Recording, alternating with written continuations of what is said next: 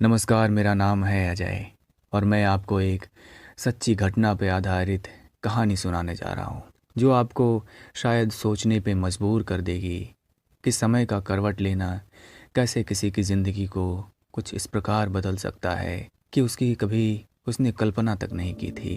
1 जून 1948 को कर्नाटका में जन्मी अरुणा रामचंद्र शानबाग बचपन से ही नर्स बनना चाहती थी।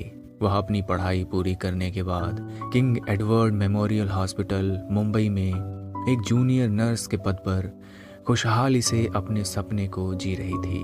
उस समय अरुणा 25 वर्ष के आयु के अंदर ही थी। कुछ सालों बाद वह उसी अस्पताल में एक नौजवान डॉक्टर संदीप सरदेसाई से मिली और दोनों का प्यार हो गया। एक दूसरे को समझने के बाद दोनों ने शादी करने का फैसला लिया। अरुणा एक ब्राह्मण परिवार से ताल्लुक़ रखती थी, इसलिए उनके भाइयों और रिश्तेदारों ने शादी में शामिल होने से इनकार कर दिया क्योंकि लड़का उनकी जाति से नहीं था। अरुणा ने फिर भी यह कठिन फैसला लिया और शादी करने के लिए अपने प्यार के खातिर तैयार हो गई। अरुणा उस वक्त मात्र 25 साल की थी।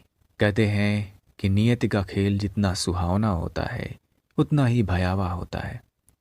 जीवन एक अपेक्षित अनपेक्षित घटनाओं का सफ़र है जो हमें दुख सुख से दोनों से रूबरू कराता है।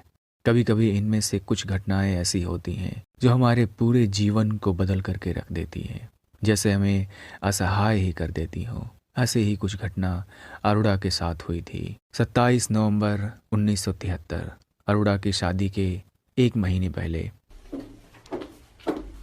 अरुणा रोजाना की तरह ड्यूटी के बाद घर जाने से पहले कपड़े बदलने बेसमेंट में जाती है। वहाँ सोहन लाल वाल्मीकि नाम का दरिंदा पहले से ही छिपा बैठा था।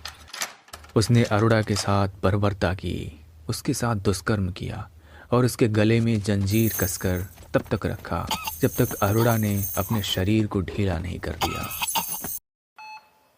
अगले दिन अरुणा की आंखें अस्पताल में खुलती हैं। वह जिंदा तो थी मगर जिंदा लाश की तरह।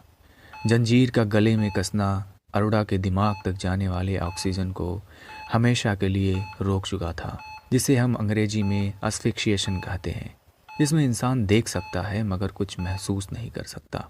मात्र 25 वर्ष की छोटी सी आयु में अरुणा के ऊपर नियति का इस प्रकार क्रूर होना अन्याय था।